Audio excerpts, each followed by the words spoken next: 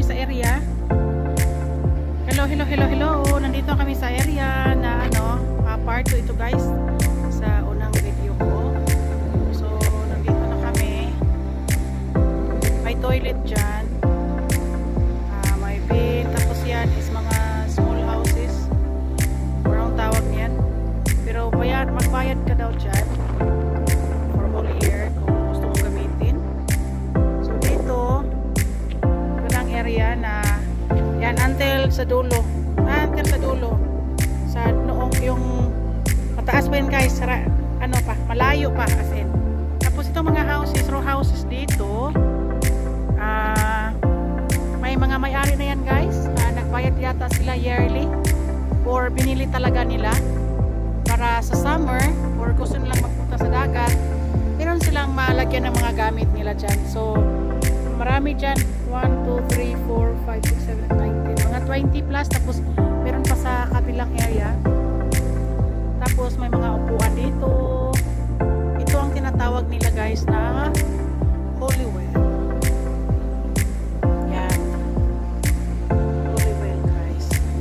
So ito ang nila, Seafoam Journey Planner. Meron silang mapa.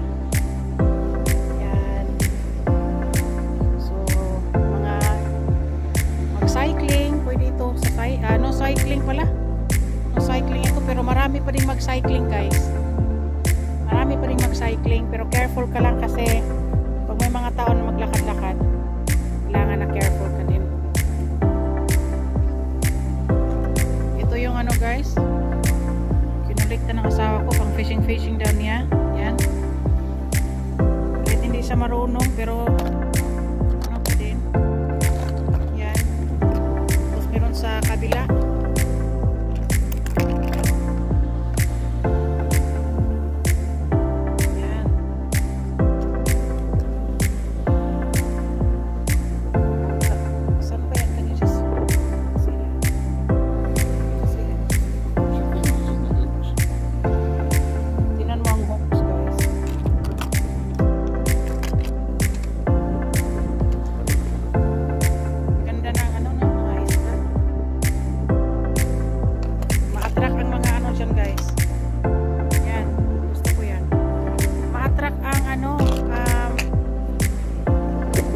Sa kulay, lalo na paggabi.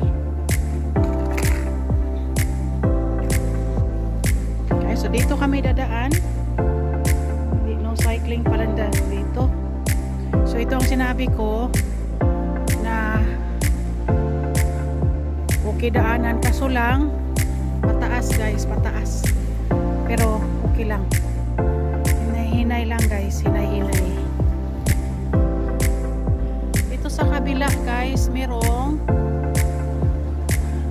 parang makabili nga yata dito ng ice cream. Open ito guys pag sa yung summer na at saka maganda ang araw, open sila. Yan, meron ng mga umbrella, tapos mga sandwiches, ice cream dyan nabili mo.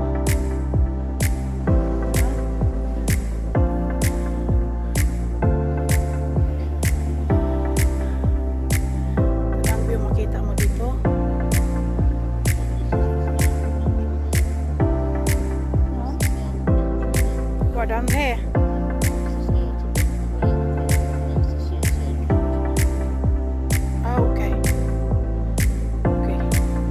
Diyan guys sa yung end, makita mo na puti diyan. Doon. Maraming diyan guys.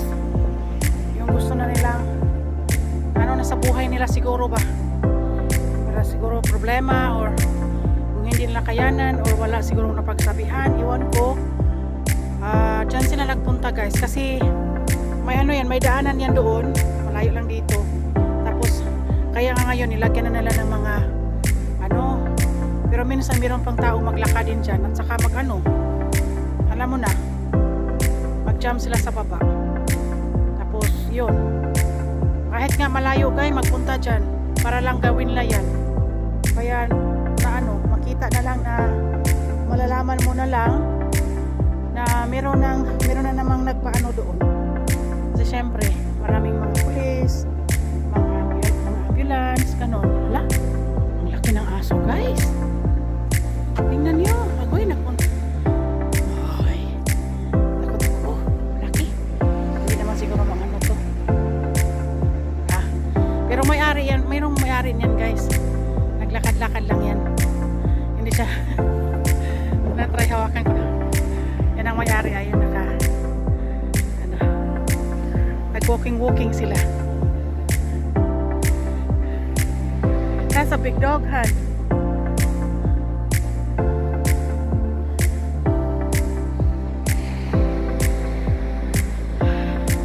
Alam nyo guys, happy ako na makalakad dito kasi parang practice din sa ano ko ba, sa lungs ko. Yan.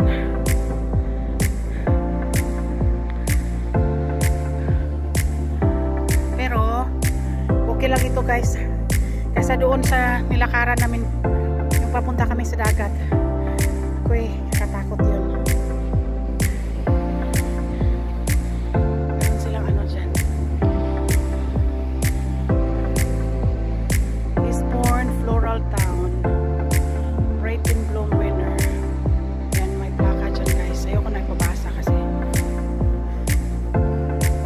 Hindi pwede, may pangalan ng nag-donate yata.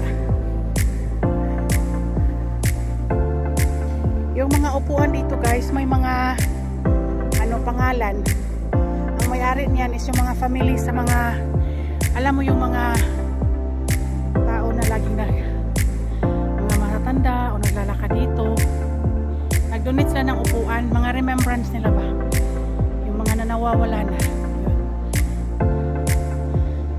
Daanan pa din dyan papunta doon, tapos yung dinaanan namin papunta dyan. So tingnan nyo ang view guys, ang ganda diba, super ganda. Italian Gardens, yung may garden dyan sa baba guys.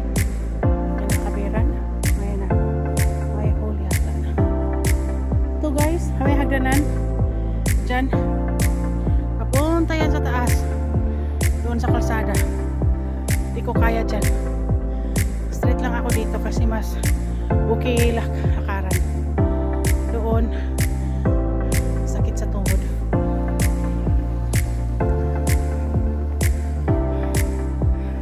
The last time I was here is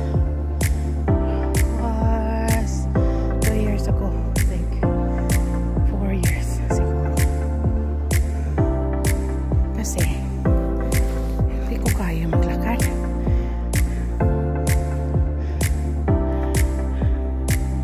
Ganda ng mga wildflowers, para mga wild daisy yata.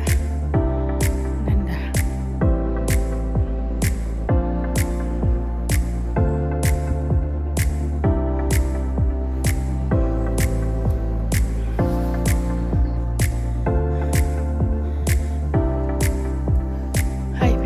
Sa asawa ko guys ng bag ko, hindi ko kaya, bigat.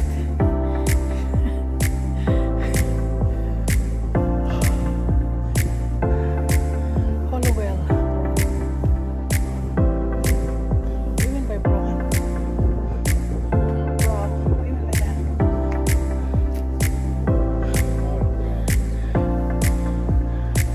Daming mga trees nakapalibot guys. So maganda dito lakad-lakaran kung mainit ang panahon. Ay,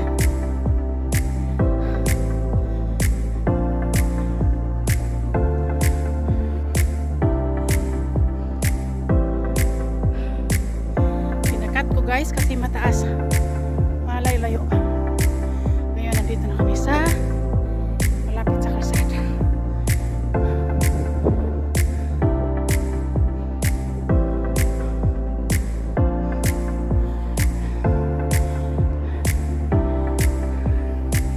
Summer na talaga guys, itong area dito linisin nila yan, ikat nila ang mga grass yan, ikat din nila yan guys.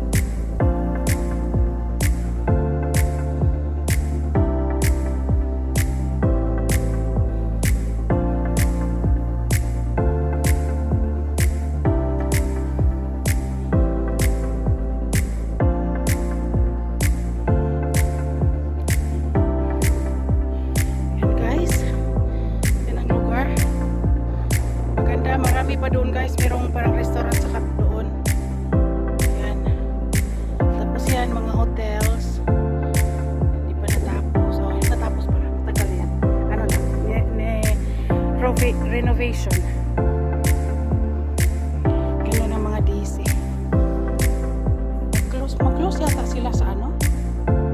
Naman ko kung DC pa yan. Mag-close sila sa gabi. Sa hapon. Pero sa umaga yan, mag-open.